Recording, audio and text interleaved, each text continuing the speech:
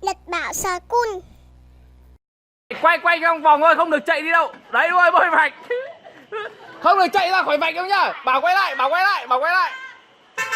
Ô tô. Quê có ô tô to. Nhưng mà đừng gần mà. Không, cho dầu làm gì? Dầu. Lại còn ăn đá đấy. Tuổi thơ. Thằng nào ho thì đừng ăn nhá. Cháu suốt đây, vẫn người khỏe. Bảo đâu đội xoong đầu. Úi giời. Đen không? Rồi.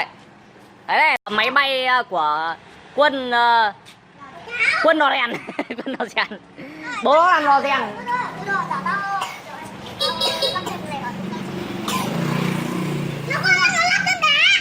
Thôi đây đây. Nào chơi đi, nhanh. Nào Hưng đâu? Ra rồi nào, cầm diều đây, Hưng cầm diều đây. Hay, thì cầm diều đứng vào. Nhật chơi không? Ai chơi thì đứng gần anh Cường, còn ai không chơi thì đứng xa anh Cường. Nào nhanh. Bảo đâu? Vào người cầm xoong. Đấy, ụp xoong lên đầu anh Cường. Đúng rồi, Cường ụp lên.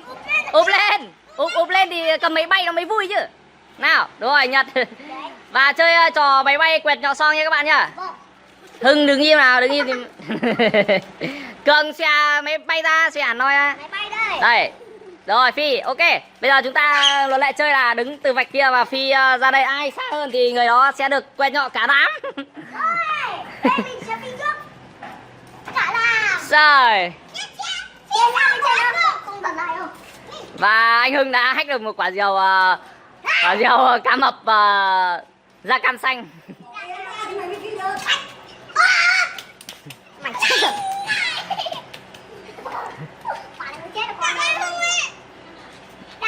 Ui trời ơi. Thôi lại chơi lại từ đầu. Chơi lại từ đầu. Nhật đi ra, Nhật bỏ xong đất đi.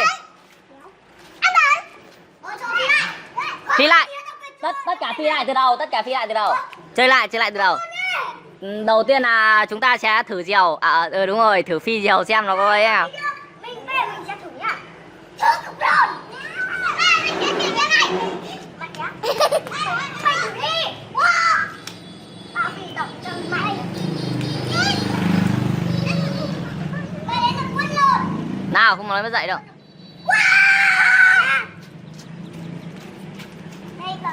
Thằng nào nói mất dậy cái là quẹt cho 10 cái nhọ vào mồm. Chết luôn. Anh không mất dậy. Chờ nói mất dậy mà, nói mất dậy là nói khác. Nào, bắt đầu. Wow. Phi thấp thôi thì nó bay xa, mà phi cao nó bay gần. Đứng lên, phi tầm thấp. Đứng lên phi. Đâu, mới tầm.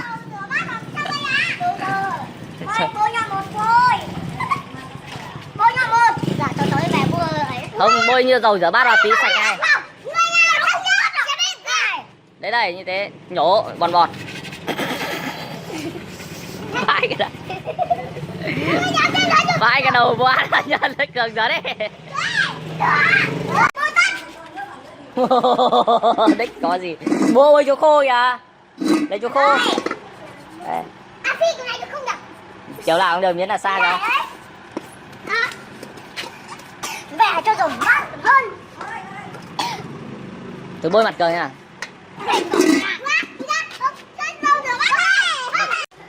Mệt quá, mệt quá.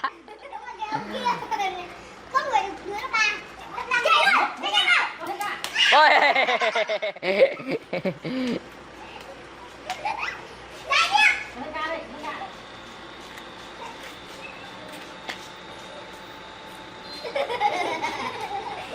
Bắn không? Quẹt ra, quẹt quả. Quẹt đây, con quẹt quả siêu nhỏ à.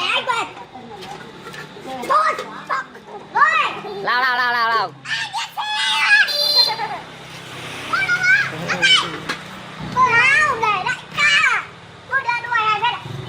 Ai thắng rồi. Ô không, một thằng thắng bôi tất cả thằng thua mà. Chơi thế nó mới công bằng. Thì mỗi thằng được một vạch thôi, còn thằng nào mà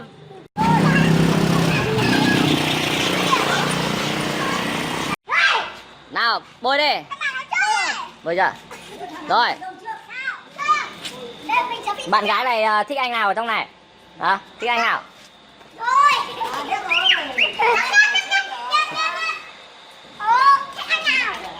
Anh Cường ở đây. Anh Cường nhận ra đi ở đây. Bây giờ thằng nào bét nhất thì bị 4 cái. Còn thằng nào đâu bốn mấy thằng chơi 1 2 3 4 5 6. Bây giờ thằng bét nhất là bị 5 cái. Thằng gì? Mày ơi, không đâu sao? Cái này tôi là được 5 cái rồi. Thôi bôi một cái rồi, bôi một cái rồi kìa. Cho thôi. Bôi cái. Hay chơi bạch thẳng không chơi bạch Thôi, đấy đâu. bạch tảo cũng được. Rồi, cho con tao nữa. Cao hơn. Cao hơn. À, chỗ này ơi. Nhật phi thấp thôi, đứng phi trúc đầu xuống thì nó mới xa. Tao chỗ nào hơn? Cầm ở giữa cái diều ấy, cầm giữa diều. Quay ngược lên. Rồi, phi này.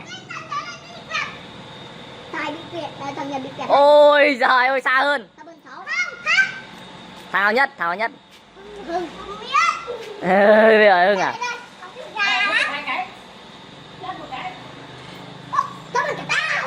Lại.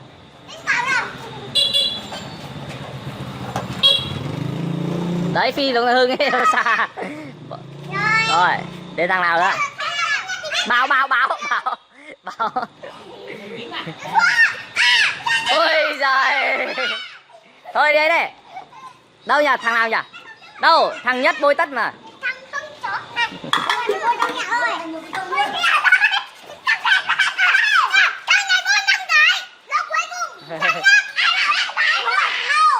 Thôi bôi một cái thôi, cho còn mặt để thằng khác bôi nữa chứ. Chấm. Bôi mạnh nào? Thằng Cường đen bôi mạnh à? Chấm mạnh chỗ này. Ui, kiểu lớp rồi cái. Ơ nhất.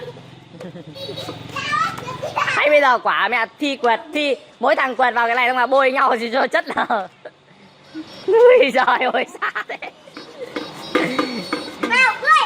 Nào, nhưng mà dám bôi bố mày à? Ui giời ơi. Thì là bố mày im cả bàn tay. Bôi cho đấy. Anh bây giờ bôi cả bàn tay xong là quýt gì thằng nào biết phát là bị luôn. Nào chơi đây, nào xong là giơ bàn tay ra đây. Nào đây giơ bàn tay đây.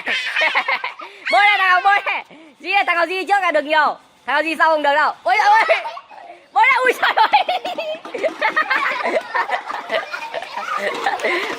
Bôi ông gát, bôi ông gát. Bôi luôn đắt. Thôi đây, phải ra đây đứng mà bôi nhau chứ, mỗi thằng bôi một cái.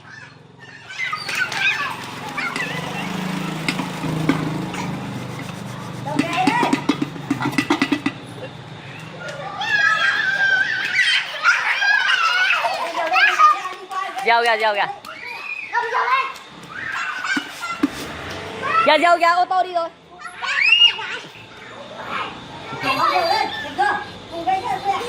Kìa, cầm dâu kìa, không hỏng.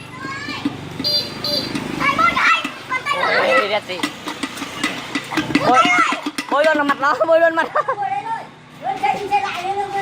Thôi bây giờ chơi trong cái vòng này thôi. Quay trong vòng thôi, không được chạy đi đâu. Đấy thôi, bôi vạch. Không được chạy ra khỏi vạch đâu nhá. Bảo quay lại. Ô tô. Quê có ô tô to không? Trời ơi. Ôi, đẹp gì. Bà ra xem nào bà.